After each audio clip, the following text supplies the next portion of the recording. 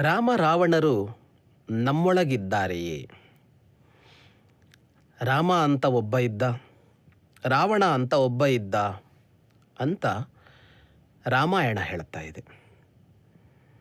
ರಾಮಾಯಣ ಎನ್ನುವ ಭೂಮಿಯ ಅತ್ಯಂತ ಪ್ರಾಚೀನ ಚರಿತೆ ಈ ಎರಡೂ ವ್ಯಕ್ತಿಗಳ ಕುರಿತಾಗಿ ನಮಗೆ ಬಿತ್ತರಿಸ್ತಾ ಇವೆ. ಈ ರಾಮರಾವಣರು ಇದ್ದದ್ದು ಎಲ್ಲಿ ಅಂದರೆ, ರಾಮ ಇದ್ದದ್ದು ಅಯೋಧ್ಯೆಯಲ್ಲಾದರೆ ರಾವಣ ಇದ್ದದ್ದು ಲಂಕೆಯಲ್ಲಿ. ಮಧ್ಯದಲ್ಲಿ ಸಮುದ್ರ ಹರಿದಿದೆ. ಸಮುದ್ರದ ಆಚೆ ಈಚೆ ಇರುವ ಎರಡು ಭೂಖಂಡಗಳಲ್ಲಿ ರಾಮ ಮತ್ತು ರಾವಣರು ಇದ್ದರು. ಬಹುದೂರದ ಎರಡು ಪ್ರದೇಶಗಳಲ್ಲಿ ಇದ್ದವರವರು. ಮತ್ತು ಅವರು ಇದ್ದದ್ದು ಇಂದೂ ಅಲ್ಲ, ಇತ್ತೀಚೆಗೂ ಅಲ್ಲ.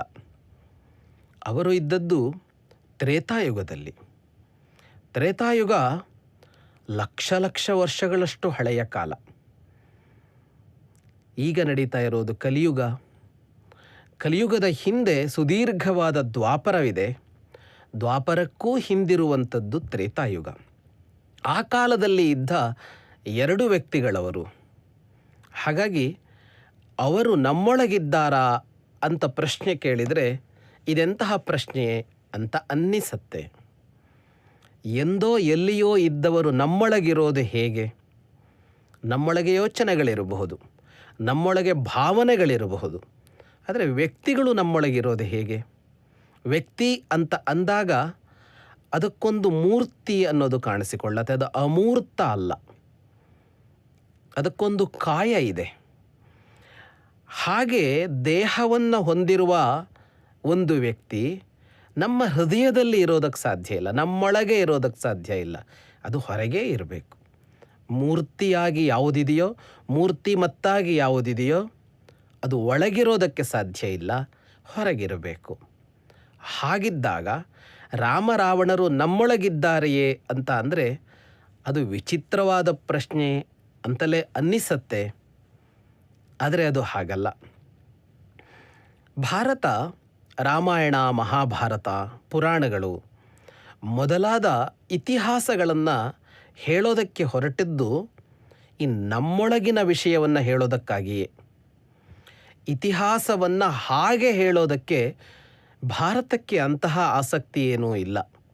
ಯಾರೋ ಒಬ್ಬ ಇದ್ದ, ಅವನು ಇಂತಹ ಸಂದರ್ಭದಲ್ಲಿ ಹುಟ್ಟಿದ, ಇಂತಹ ಸನ್ನಿವೇಶದಲ್ಲಿ ಸತ್ತ, ಅವನು ಇದ್ದಾಗ ಇಂಥದ್ದನ್ನೆಲ್ಲ ಮಾಡಿದ ಅಂತ ಹೇಳುವುದರಲ್ಲಿ ಬಹಳ ಮಹತ್ವವನ್ನು ಭಾರತ ಕಂಡಿಲ್ಲ.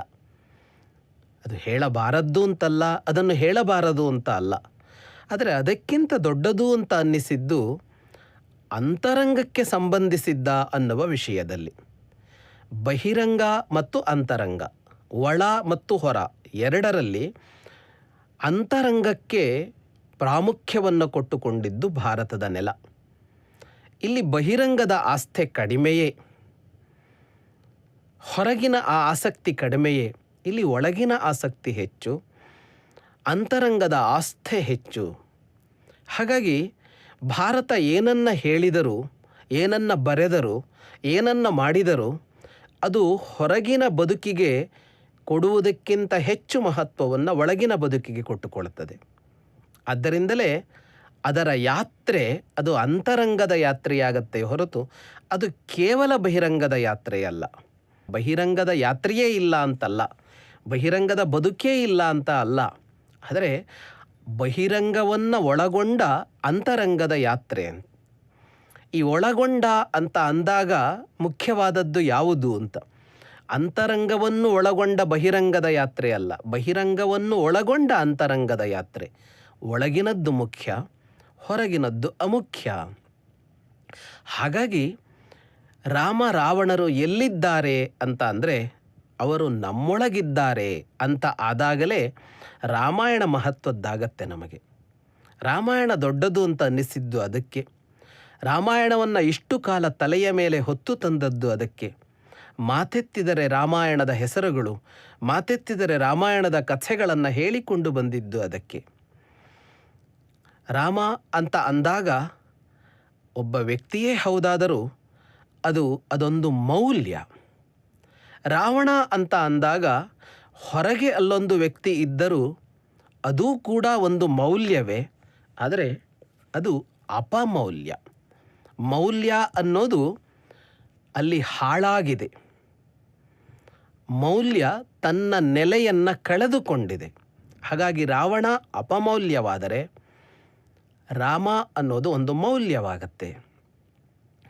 ಮೌಲ್ಯ ಅನ್ನುವ ಈ ಶಬ್ದ ಬಹಳ ಚೆನ್ನಾಗಿರುವಂಥ ಶಬ್ದ.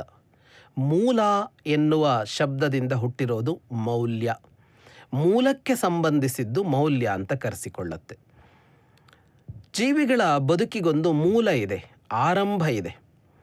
ಆ ಆರಂಭಕ್ಕೆ ಸಂಬಂಧಿಸಿ ಯಾವುದು ಹುಟ್ಟಿಕೊಳ್ಳುತ್ತೋ, ಆ ಆರಂಭದೊಂದಿಗೆ ಒಂದು ಸಂಬಂಧವನ್ನು ಯಾವುದು ಇಟ್ಟುಕೊಳ್ಳುತ್ತೋ ಅದು ಮೌಲ್ಯಭರಿತವಾಗತ್ತೆ. ಮೌಲ್ಯ ಎನ್ನುವ ಶಬ್ದವನ್ನು ವ್ಯಾಪಕವಾಗಿ ಬಳಸ್ತಾ ಇದ್ದೀವಿ. ವಾಸ್ತವವಾಗಿ ಮೌಲ್ಯ ಯಾವುದು ಅಂದರೆ ಮೂಲದೊಂದಿಗೆ ಲಿಂಕ್ ಇದ್ದರೆ, ಮೂಲದೊಂದಿಗೆ ಸಂಬಂಧ ಇದ್ದರೆ ಅದು ಮೌಲ್ಯ. ಇಲ್ಲಿ ರಾಮ ಅಂತ ಅಂದಾಗ ಅದು ಮೂಲದ ಸಂಬಂಧವನ್ನು ಇಟ್ಟುಕೊಂಡಿದ್ದು, ರಾವಣ ಮೂಲದ ಸಂಬಂಧವನ್ನು ಕಳೆದುಕೊಂಡಿದ್ದು. ವೈಕುಂಠದಿಂದ ಪತನವಾದವನು ರಾವಣ. ರಾವಣ ಕುಂಭಕರ್ಣರು ವೈಕುಂಠದ ದ್ವಾರಪಾಲಕರಾಗಿದ್ದ ಜಯವಿಜಯರು ಅಂತ ರಾಮಾಯಣ ಹೇಳುತ್ತೆ, ಪುರಾಣಗಳು ಹೇಳುತ್ತವೆ. ಅಲ್ಲಿಂದ ಪತನ ಅಂದರೆ ಏನು, ಅಲ್ಲಿಂದ ಬಿದ್ದಿದ್ದು ಅಂದರೆ ಏನು ಅಂತ ಅಂದರೆ ಅಲ್ಲಿಂದ ತುಂಡಾಗಿ ಬಂದಿದ್ದು. ಇಲ್ಲಿ ಬಂದಾಗ ಅಲ್ಲಿಯ ಸಂಬಂಧ ಇಲ್ಲ, ಅದರೊಂದಿಗೆ ಸೇರಿಕೊಂಡಿಲ್ಲ, ಮಿಳಿತವಾಗಿಲ್ಲ. ಇಲ್ಲಿ ಬೇರೆಯದ್ದೇ ಆಗಿದ್ದಾರೆ ರಾವಣ ಕುಂಭಕರ್ಣರು. ರಾಮನು ವೈಕುಂಠದಿಂದ ಬಂದವನೇ. ಎಲ್ಲಿಂದ ರಾವಣ ಕುಂಭಕರ್ಣರು ಬಂದರೋ ರಾಮ ಬಂದಿದ್ದು ಅಲ್ಲಿಂದಲೇ. ವೈಕುಂಠದಿಂದ ಶ್ರೀಮನ್ನಾರಾಯಣ ರಾಮನಾಗಿ ಇಳಿದ ಅಂತ ಇರುವಂಥದ್ದು. ರಾಮ ವೈಕುಂಠದಿಂದ ಭೂಮಿಗೆ ಬಂದಿದ್ದಕ್ಕೂ ರಾವಣ ಬಂದಿದ್ದಕ್ಕೂ ಇರುವ ವ್ಯತ್ಯಾಸ ಏನು ಅಂತ ಅಂದರೆ, ರಾಮ ವೈಕುಂಠದ ಸಂಬಂಧವನ್ನೂ ಸಂಪರ್ಕವನ್ನೂ ಕಡಿದುಕೊಳ್ಳದೆ ಭೂಮಿಗೆ ಬಂದವನು. ಅವನು ಇಲ್ಲಿಗೆ ಬಂದರೂ ಅವನ ಅಲ್ಲಿಯ ಆ ಅತಿಮಾನುಷವಾದಂತಹ ಶಕ್ತಿಯೋ ಉದ್ದೇಶವೋ ಸಂಕಲ್ಪವೋ ಅವೆಲ್ಲ ಇವೆ. ರಾಮನಲ್ಲಿ ದಿವ್ಯತೆ ಇದೆ, ರಾವಣನಲ್ಲಿ ಆ ದಿವ್ಯತೆ ಕಳೆದಿದೆ. ದಿವ್ಯತೆಯ ಜಾಗದಲ್ಲಿ ಅಸುರತ್ವ ಮನೆ ಮಾಡಿದೆ. ಹಾಗಾಗಿ ರಾಮ ರಾವಣ ಅಂತ ಅಂದಾಗ ಮೂಲದ ಸಂಬಂಧವನ್ನು ಇಟ್ಟುಕೊಂಡಿರುವ ಜೀವ, ಮೂಲದ ಸಂಬಂಧವನ್ನು ಇಟ್ಟುಕೊಳ್ಳದ ಜೀವ ಅಂತ ಯೋಚಿಸಬೇಕಾಗತ್ತೆ. ಪರಮಾತ್ಮ ಭೂಮಿಗೆ ಬಂದಿದ್ದಾನೆ, ಅವನು ಮೂಲದೊಂದಿಗಿದ್ದಾನೆ. ರಾವಣ ಅನ್ನುವ ಜೀವಾತ್ಮ ಭೂಮಿಗೆ ಬಂದಾಗ ಅವನು ಪರಮಾತ್ಮನೊಡಗಿನ ಸಂಬಂಧವನ್ನು ಕಳೆದುಕೊಂಡಿದ್ದಾನೆ. ಹಾಗಾಗಿ ಇದು ಜೀವಯಾತ್ರೆಯಾಗತ್ತೆ ರಾಮಾಯಣ. ರಾಮಾಯಣ ಅಂತ ಅಂದ್ರೂ ಅಥವಾ ವಾಲ್ಮೀಕಿಗಳು ಅದಕ್ಕೆ ಬೇರೆ ಹೆಸರನ್ನು ಕೊಟ್ಟಿದ್ರು, ರಾವಣನ ಸಂಹಾರ ಅನ್ನುವ ಅರ್ಥದ ಹೆಸರನ್ನೂ ಕೊಟ್ಟಿದ್ರು. ಹಾಗೆ ಕೊಟ್ಟಾಗ ಅದು ರಾವಣನ ಕಥೆ ಅಂತ ಕರೆಸಿಕೊಂಡರೂ ಅದು ಜೀವದ ಕಥೆಯೇ. ಒಂದು ಪರಮಜೀವದ ಕಥೆ, ಪರಮಾತ್ಮನ ಕಥೆ ರಾಮಾಯಣ ಅಂತ ಅಂದಾಗ, ಅಥವಾ ದಶಗ್ರೀವನ ವಧೆ ಅಂತ ಅಂದಾಗ ಅದು ಜೀವದ ಕಥೆ. ನಮ್ಮೊಳಗೆ ಅಂತ ಅಂದರೆ ಜೀವವೇ. ಯಾವುದನ್ನು ನಾವು ಅಂತರಂಗ ಅಂತ ಕರಿತೀವಿ, ಅಂತರಾತ್ಮ ಅಂತ ಕರಿತೀವಿ ಅಂದರೆ ಒಳಗಿರುವ ಜೀವವನ್ನು. ಜೀವದ ಕಥೆಯೇ ರಾಮಾಯಣವಾದಾಗ ರಾಮರಾವಣರು ನಮ್ಮ ಜೀವವೇ ಆಗುತ್ತಾರೆ. ರಾಮ ಜೀವವಾಗುತ್ತಾನೆ ಅಂದರೆ ಸರಿ, ರಾವಣ ಜೀವ ಆಗುತ್ತಾನೆ ಅನ್ನೋದು ಹೇಗೆ ಅಂತ ಅಂದರೆ ಅದೇ ಮೊದಲು ನಾವು ನೆನಪಿಸಿಕೊಂಡಂತೆ ಒಂದು ಮೌಲ್ಯ, ಒಂದು ಅಪಮೌಲ್ಯ. ನಾವು ಆ ಸದ್ಗುಣಗಳನ್ನು ಒಳಗೆ ಉಳಿಸಿಕೊಂಡಿದ್ದರೆ, ಒಳಗೆ ಆ ಸದ್ಗುಣಗಳ ಬೆಳಕಿದ್ದರೆ ರಾಮ ಒಳಗಿದ್ದಾನೆ ಅಂತಾಯಿತು. ಆ ಬೆಳಕಿನ ಮೇಲೆ ಮೋಡ ಮುಸುಕಿದ್ದರೆ, ಸೂರ್ಯನ ಮೇಲೆ ಮೋಡ ಮುಸುಕುವಂತೆ ಆ ಬೆಳಕಿನ ಮೇಲೆ ದುರ್ಗುಣಗಳ ಮೋಡ ಮುಸುಕಿದ್ದರೆ, ಆ ಗುಣಗಳು ಮರೆಯಾಗಿದ್ದರೆ ಅಲ್ಲಿ ರಾವಣನಿದ್ದಾನೆ. ಹಾಗಾಗಿ ನಮ್ಮಲ್ಲಿ ಮಿತಿಮೀರಿದ ಆಸೆಗಳಿದ್ದರೆ ರಾವಣನಂತೆ, ತನ್ನದಲ್ಲದ್ದನ್ನು ತನ್ನದಾಗಿಸಿಕೊಳ್ಳುವ ಪ್ರಯತ್ನವಿದ್ದರೆ, ಲಂಕೆಯಲ್ಲಿ ಕುಬೇರನಿದ್ದ, ಅದನ್ನು ಕಿತ್ತುಕೊಂಡ ರಾವಣ.